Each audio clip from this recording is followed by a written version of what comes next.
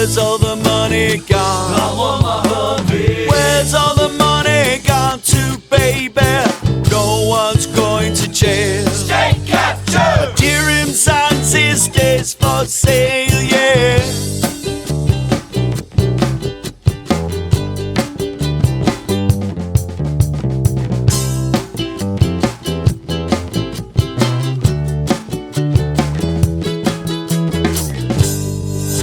I think what it comes down to generally what the Springboks are proving for South Africans is this idea of getting, really investing in talent, Yeah.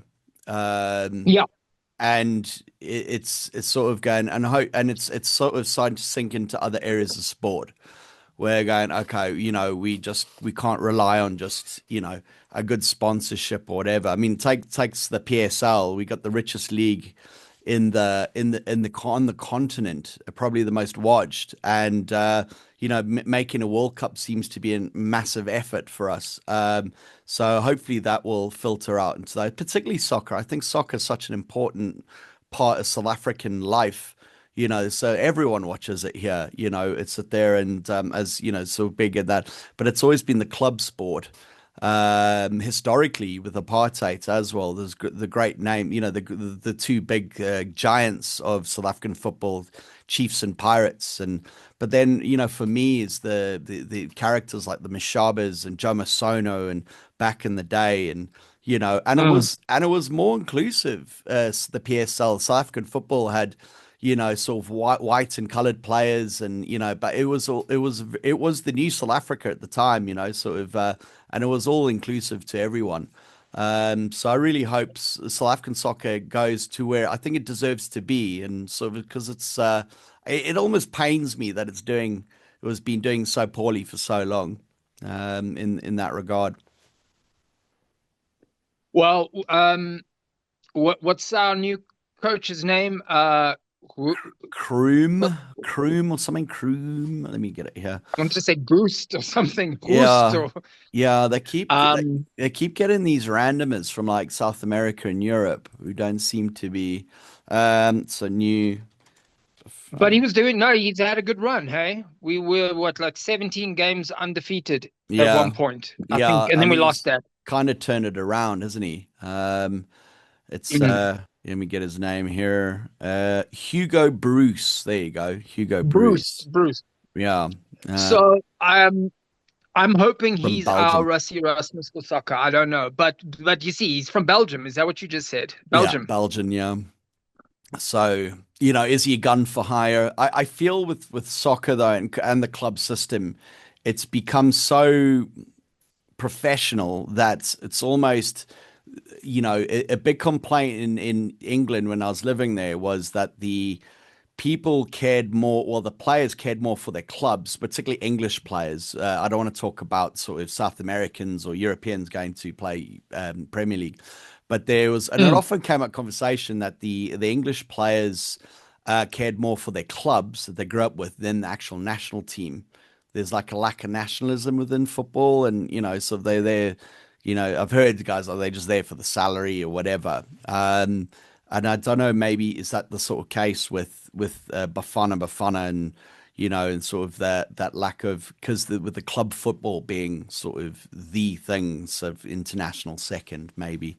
It's kind of how it seems to me. But for me, we're talking in the previous episode about the schoolboy system here in South Africa, which is swimming, rugby, netball, all the sports except soccer. I think soccer, they do play soccer at certain schools, but if you're not, you got to be within the club system to really sort of go anywhere. And okay, so let me give you my point on the difference between, say, soccer and rugby. Internationally, it seems to work, and in terms of club football in Europe, it seems to work. However, there is a culture. This is essentially how I see the difference between, say, South African rugby and international football. International football is ego-driven, and it is not ubiquitous. There's no solidarity. For example, you could have a coach from one country a team representing a club with two-thirds of the team players from other countries. Yeah. It's very mixed. It's very mixed. Like I don't think I know of a single football team, international football team, where the players of that team are all from that country. Can you mention one? No, I can't think. Maybe like sort of Right. Division Three Wales. Yeah, exactly. And You know, that's only because they can't afford to buy the big expensive guys. So exactly. it's become this machine, this corporation of the club is a brand, Yeah. and the merchandise and the branding and everything is more important than even the fan base. It's more important than the fan base. So you might have like Manchester United fans, you would think are from Manchester United. That's what you would think, Hmm. except you would be completely wrong. Two-thirds of Manchester United fans, including myself, are from all over the world. Right. Yeah, it's a big club. Big Think club. about that. We Yeah. support, I'm a South African Mm. that supports Manchester United above and beyond my Local own clubs. local teams here. Hmm. Yeah. You see Does what I mean? it's Rugby doesn't do that. no. Rugby, our rugby players, every single one of our Springbok players is a South African, born, raised, bred, schooled in Mm. South Africa. Yeah. We have that in common. What soccer tends to do, or football tends to do, excuse me for all the football fans out there that are going to kill me, but for the American people that might be listening, Yeah. soccer, Yeah. what football tends to do is it creates an egocentric belief system. I want to be the best player, and I don't care if it's with Bayern Munich or with Sundowns or with Manchester or Liverpool. It doesn't matter as long as I get to be the main guy that scores that goal. And this is how it goes. And I find that this is ultimately the difference. What you've got is you've got rugby has pride attached to it, a healthy pride. Yeah. There's a healthy pride. There's a national pride, but there's so many levels of pride. For us in South Africa, it's got political connotations. It's about Sia being black and the whole quota system. It evokes a lot of things that are above and beyond just the game of rugby. Yeah. It's about hard work, determination, overcoming the odds, working together as a team. It's about proving so much for so many people um, as the team. Whereas I find football does not have that. Yeah. When you think of international FIFA and you watch the countries play, I don't feel the sense that, oh, that's Spain, or oh, that's South Africa, oh, that's whatever. I feel like we'll put on nationalism for FIFA, but then as soon as FIFA's over, it all becomes egocentric. It's about the Cool. individual player it's about Messi. Yeah, Mm. if Messi's there, then I'm a fan. And if Messi moves from this team to that team, forget the team. I don't care about the team. I'm a Messi fan. I'm going Sure. to have no loyalties to that team. I'm going to go to that team now. Hmm. And this is the problem. And I think that it's trickled down to our football. And South Africa is copying the international fingerprint of how people see world class football, and it doesn't work.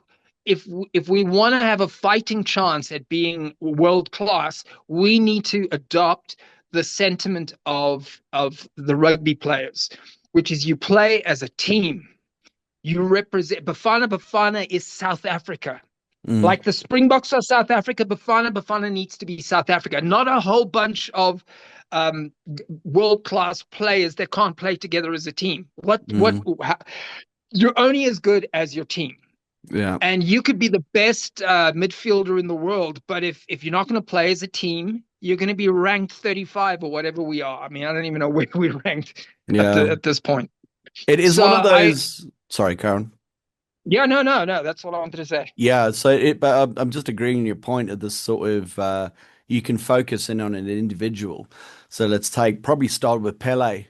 Back in was Love it the Pele. 50s, Pele's sort of single-handedly won, sort of that first World Cup or whatever, or came, he was this, Mm. the Samba football thing.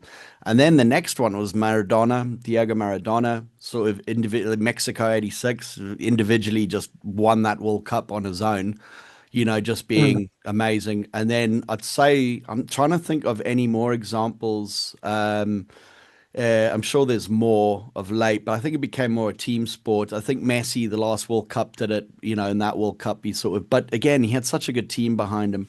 I think that may have stopped in a sense, but it has. It's about the individual. I remember when David Beckham went to Real Madrid. Remember that?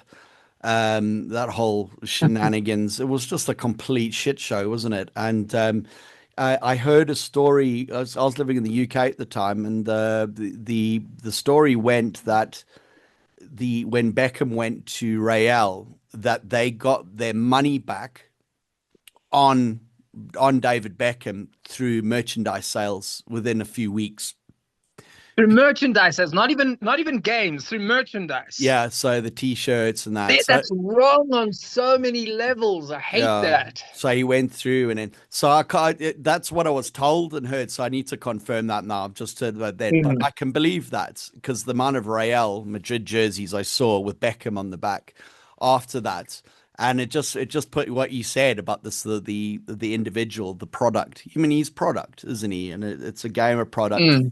Fans, I've just thought now, the fans, soccer fans, do you feel like a shareholder almost like with you said you're a big Man United fan is sort of are you a fan or a shareholder, do you know what I mean? Is that how you feel you're viewed, or it's just got to that point where it's sort of I just feel it's killed soccer for me, man, or football as a game. It just feels like it doesn't really matter who wins. I think, did get my paycheck today, brilliant, it kind of feels It's a like that way. business.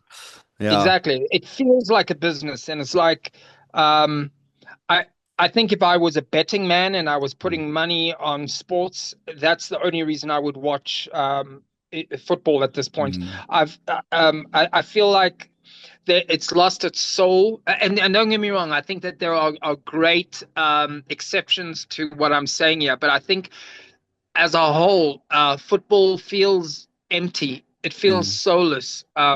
yeah. Do you remember there was a saying a few years ago? They said the difference between rugby and soccer. They said rugby is a what? It's a hooligan's game played by gentlemen, Hmm. and soccer is a gentleman's game played by hooligans. Yeah. And that is so true. It's and also like the Barney Army in England, and it's I don't know what it is, but it's everything but the sport. It's about the merchandise. It's about the Hmm. celebrity culture of one individual player, Mm, and then they're buying it off and trading them. It's many things, but mm. it's not the beautiful game anymore, Sure. Yeah, it uh, really isn't. and it bothers me a lot. I think probably the most interesting about football's kind of fallen off the map for me. I was a big football fan as a kid. I loved the game and that. Mm, As me I got too. older, sort of lost interest in it. And I don't know if it's that, but there was, I'm just trying to think, back in I've lost my train of thought now.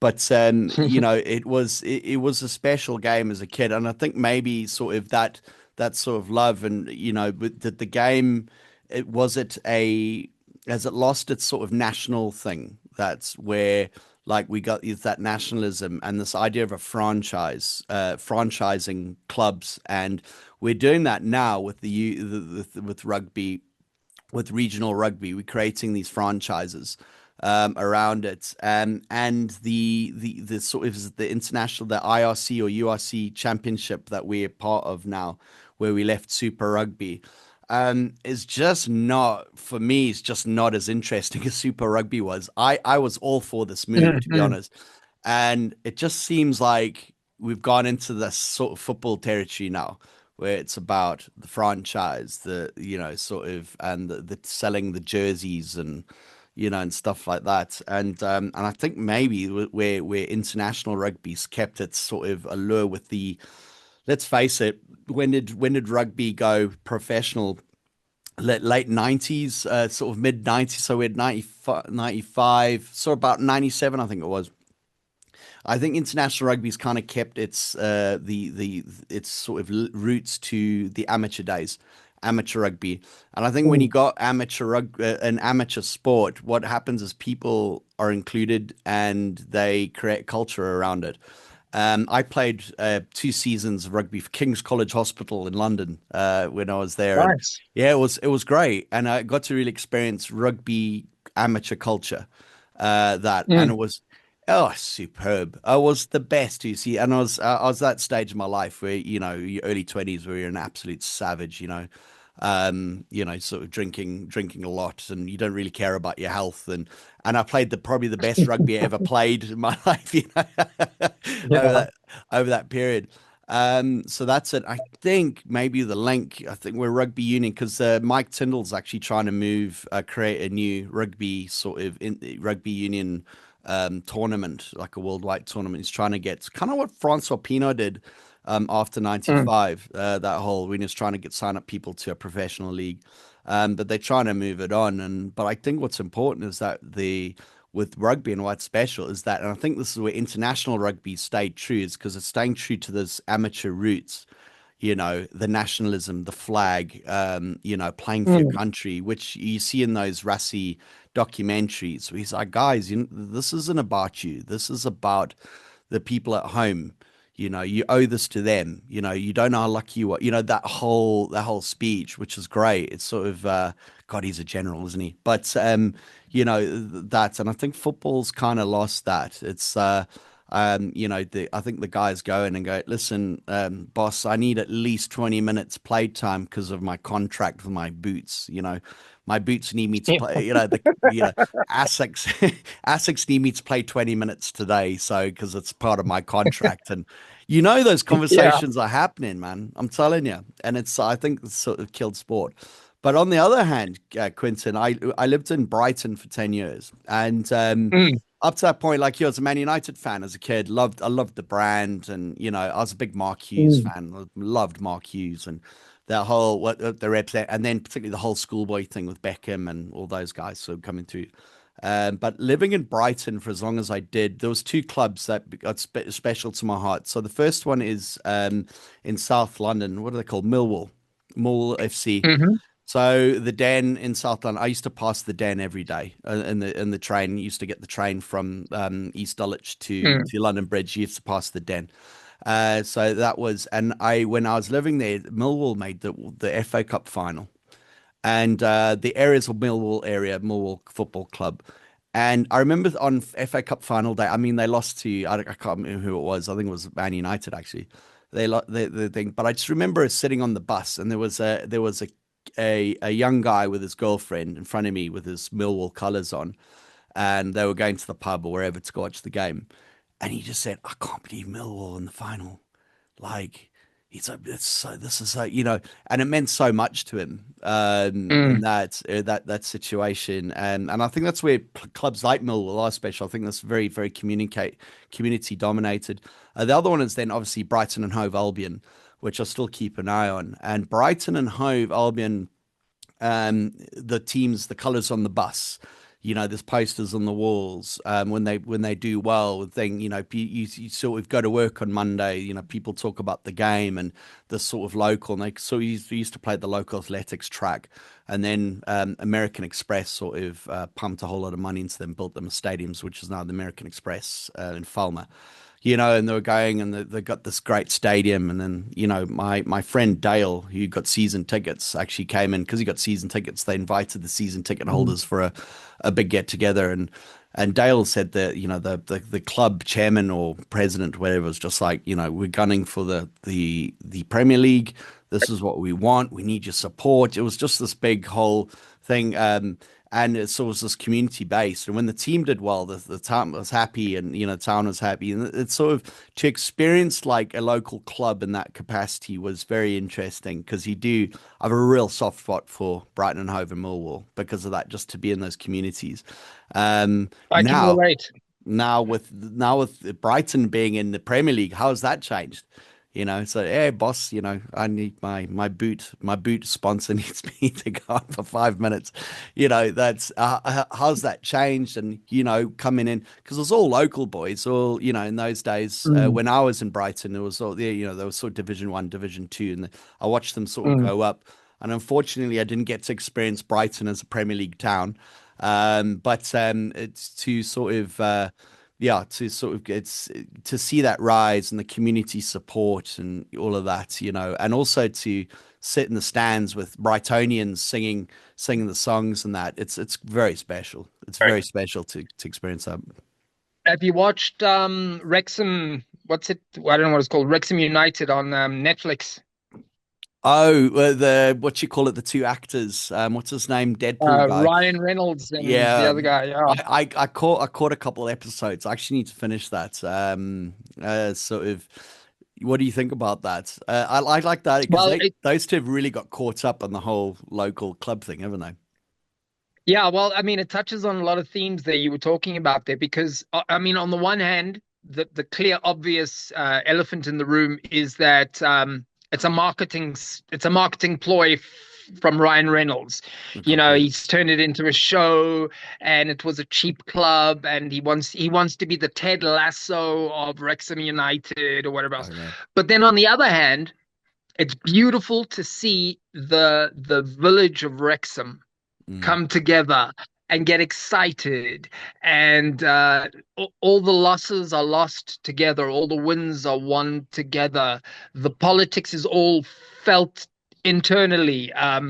For us watching it, it's just an interesting story, but for the hmm Wrexham people, this is their life, man. This is like they put everything on it. And because it's such a small little kind of club, or it was a small club until recently, um, seeing it from the point of view of how they would experience it, the Wrexham people themselves, the Welsh people themselves, Yeah. is beautiful. It hmm it, it adds a whole nother level to it.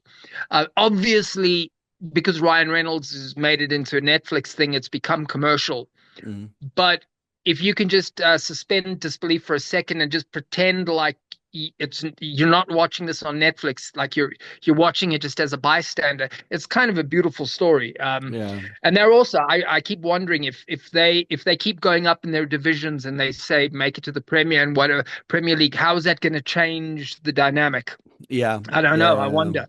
Will it kill them? hmm Will that success kill them or not? Yeah. Uh, I I think don't know. so. And then you got a bit more, then you got a bit more money in sponsorships. So then you start buying players from South America and, you know, Which they um, mustn't do. mm, I'm so mm, anti that. I hate it. I hate it yeah. so much. Yeah, it's so just to keep it as local as possible. Here's the thing, though: if you think of the one character that really comes to mind now is a Brazilian called Juninho. Remember Juninho in the Mm. '90s? He played for Middlesbrough in those days, and he came in. I can't remember the other Brazilian came in. The other Brazilians fell apart. Let's face it, no one wants to live in Middlesbrough. I get it. You come from Rio Mm. de Janeiro on the beach, now you're in sort of middle of winter, living in Middlesbrough, in the north sort of east of England. But Juninho completely embraced the club and the people, and he became this sort of this figure of it. So it can kind of work out, but again, as soon as he got the better offer, boom, he was gone. it was Yeah. uh, it was a step up Low for his loyalty. career. Yeah, and I get it. People got to earn money, but but Well, the point of the thing is, it's killing the game in my opinion. And well, it sounds like for you you. know what this brings me to? A full circle event into what we were talking about Liam Jacobs. Mm, This is what I think us um, fans of Liam Jacobs, but also perhaps people that have been following the DA. This is how it's very synonymous with this because are the fans of Liam Jacob fans of Liam Jacob, or are they fans of the DA who had a star player in Liam Jacob? yeah. And now, where must our loyalties lie? Do we go to Liam, or do we go to the club Liam has assigned himself to, which in this case is the PA, or Do you see? Yeah. This is what soccer does. This is what football does. It messes with your mind. Hmm. Are you a Beckham fan, or are you in his like? Are you an England fan? Are you a Manchester United fan? Are you where does your loyalty? Where does it end and begin? Kind of a thing. Sure. It plays with your mind. You know, Yeah, it if totally Sia does. Khaleesi, if Sia Khaleesi quit the Springboks and started to play for Ireland, and then he played against South Africa, how would we feel? We'd feel confused and I, conflicted. We I'd wouldn't under. I'd be fairly upset, I think. I'd be very upset. I'd be very upset. uh, although And this although is I'm the half problem with Irish, football. so they could probably use the help. So, Yeah. but no, I hear you. I hear you, and it's sort of, but it comes down to Liam. I think with Liam Jacobs was a massive shock to me. It was in that sense, but To me also too. he's a young man and he's trying to find his feet in a very very hostile environment, and he's just thrived, hasn't he? He's just thrived. He's just great. In those things, I have to say, I did enjoy those what were they called? Those sort of get-togethers for the budget. So these little sort of Mm, political audits, like what are you spending this money on? And like everyone knows what entertainment means. Everyone's mm, anyone who's run a business knows what entertainment means. But I think the way just thinking about it now, Q, is what's important, no matter how where it goes. We do have a system that is developing talent, and particularly people of color. Someone like Liam Jacobs, so well spoken. He's probably speaks, knowing Liam Jacobs, he probably speaks three languages. He's probably got a sort of, a sort of a Swana or course or something in the background that he can speak as well. I think I heard him speaking one of the greeting someone, an old lady in one of the old Khoisan dialects the other day. I don't know if he speaks it, but he'll sort of go. So, but what's important is that Liam Jacobs has a platform to become Liam Jacobs that we know now. And I think yeah. that for me makes my heart happy. That because the whole point of the New South Africa was to create a platform for the disenfranchised to step up and become and really sort of find their potential and enter the economy and stuff. That was the whole point. So it's not happening on the scale I want it to happen, but that it Mhm. should be happening. But Liam Jacobs is a figure that for me. So I think that's the way I need to look at it at this point. I am devastated he's left the DA. I'll be honest, as a minority voter, I just think, but at the same time, I'm glad he's there. It's just, even if it was just for a few months, it sort of made me like, okay, we're heading in the right direction Mm. there. I think that's what he represents for me, So definitely. you're gonna give him the benefit of the doubt that in the absence of us knowing why he's got a good reason for it. Um, I I don't know. I say I benefit of the doubt. To me, it looks like a golden handshake to keep him quiet. Yeah, I think, me too. yeah, that's what it looks like. But what he does represent is that sort of there is talent, people, the talented are being invested in and are sort of being are developing and are entering politics. Instead of disappearing, maybe getting that sort of corporate contract and going another country or whatever. Yeah, You know, yeah. I mean, you mentioned something there about okay, so the thing with quota hiring or diversity investment Mhm. is that it needs to be married to merit.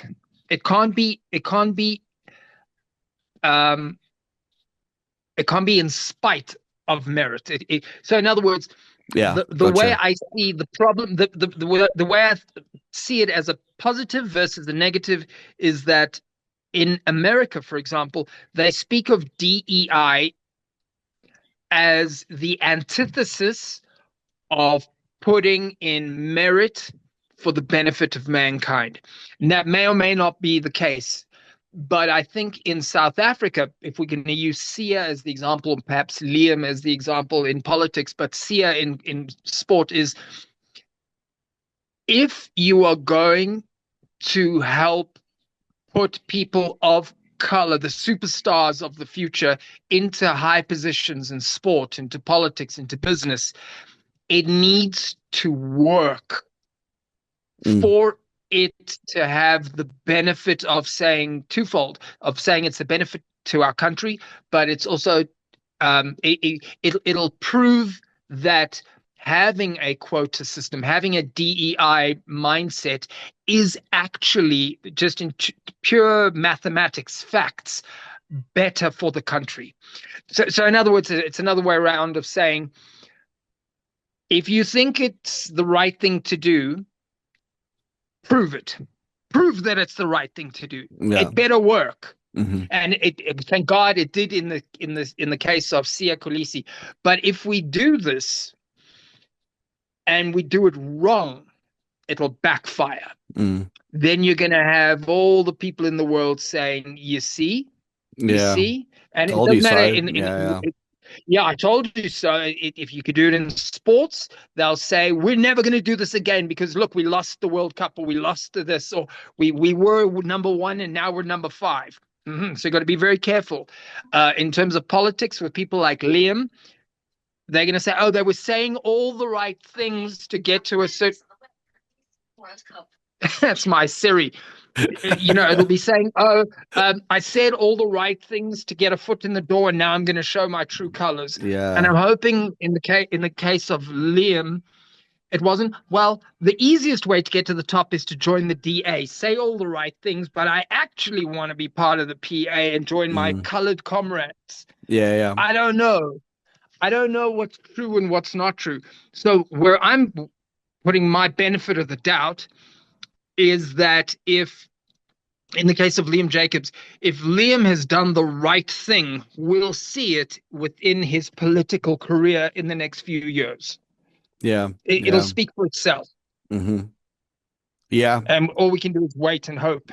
Do you think he's made a good move there? Do you think he's amongst friends, the PA? Or do you think he would have... For me, I just think the DA were developing him so well. I just think he's... In a way, I just feel he's made a big mistake politically or job-wise. But then again, where's your passion? The PA are central to sort of the affairs of coloured people, or well, it seems to be the case. But where's your passion lie? Or is it was the DA, as he said, just a career move for him. I think, to answer your question, I think he's amongst friends, which is not the place he wants to be in. He's a politician. If you want to get into the business of making friends, you don't become a politician. No, it's damn for sure. Yeah. At least with the DA, he was with people that would disagree with him on the facts. Maybe not even the thing that I like about the DA is that they're not very likable people necessarily. Do you understand? It's like, so the biggest problem I have with like John Steenhuisen is that he has no personality. But it doesn't necessarily mean that he's not moral. Helen Ziller is not the most charismatic person on the planet, but you don't really need the most charismatic person on the planet. You need the person that's going to tell the truth. Yeah. That's what I want. Yeah. I'd rather a very boring, unglamorous, uncharismatic person that's going to tell me the truth and do what's best on paper, rather than say all the right things and be all flashy and all huggy. I got a very cringe feeling when I saw Liam Jacobs with Gayton McKenzie. It was like the tribalism came into effect, and it bypassed all of the bottom line stuff. The bottom line stuff. When we saw Liam Jacobs in Parliament putting people at task, saying da-da-da-da, what did you do? Da-da-da. That was a work of art. That was chef's kiss. Yeah. But then then a few days later when he's joining, yeah, yes, Estu, no, yes, Estu, yeah, yes, Estu, and all hugging each other. Well, yeah, it was, yeah. What the fuck is that? It was disingenuous, if anything. It just seemed a It was bit, disingenuous. yeah. It Yeah, just absolutely. he lost a lot of credibility, I think. But then again, if he ever listens to this, he'd be like, whatever, you know what I mean? You guys don't know what's going on. So, but yeah, it came across very poorly. Do you think he's made a bad move, isn't he? His career. Yeah, I know. Politically, he's made a terrible move. Think about it. He's lost credibility with his fan base. Mm-hmm. He's certainly lost credibility with the Democratic Alliance, Mm-hmm. and it shows that if he could do, it's like cheating on your partner. If you're married and you cheat on your partner and you move on to the next person, that person will remember, yeah, you're with that person, but it was because you cheated on that person. And if Yeah. you cheat once, you can cheat again. Yeah, exactly. So Once a now we're cheater, always a always going to be cheater. on the back foot. That's the Yeah. thing. All right, so Quentin, we have run out of time. Thank you so much for today, and I look forward to our next conversation. And yeah, Thanks, Sean. enjoy the rugby and your solo Castle Light. Hey, puppy. There Yeah, you my go. solo. Yeah. Take care, Okay, buddy. Have a great weekend. We'll see you soon. Helping the poor and the homeless. Cyril needs an aeroplane to get himself down to Cape Town. Cyril needs an aeroplane for his bloody commits he needs. Where's all the